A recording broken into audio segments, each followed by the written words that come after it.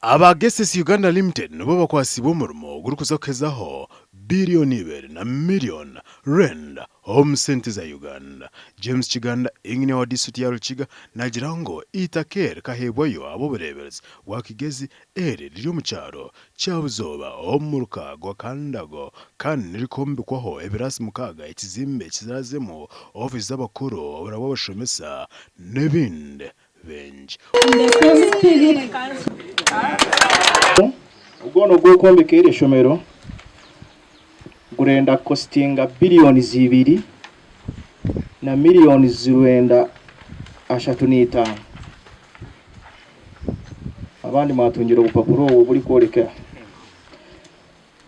icyo kubanza kirondo kogwa no ukulevolinga omwanya konka yatandikireho ndakongera kusima church umurechero wa bishop tinka murebere tinka mumanya konka muntu ariro kusima kwanje nyowe ko muntu itumanya ko kintu cy'ijambo this project yaza ko ikintu cyango mubanyakanda n'abanyarukiga aza mu kikoze sinangwa n'abanyayuganda bona orukwebembera iyo gwegese omurikiga nagira ngo busimi cyangwa ikibikikubi ombyo gwegese yonje no kusima ekanisa. This place we have not been having any secondary school in this sub-county. So this is the first facility, a secondary school that government has given us. Emyaka ebiri mwani Jesse yatoragari sabamara kujimara abarukiga wa taking priority.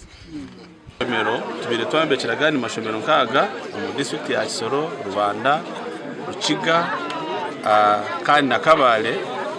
Omwaka gw'ebyempiha 2018 2019 banka y'ensi yona ekakwatanisa na minsi y'obwegese ya Uganda okutandika amashomero ga seed school omu nkora ebeesire UG IFT nari Uganda Intergovernmental Fiscal Transfers Program.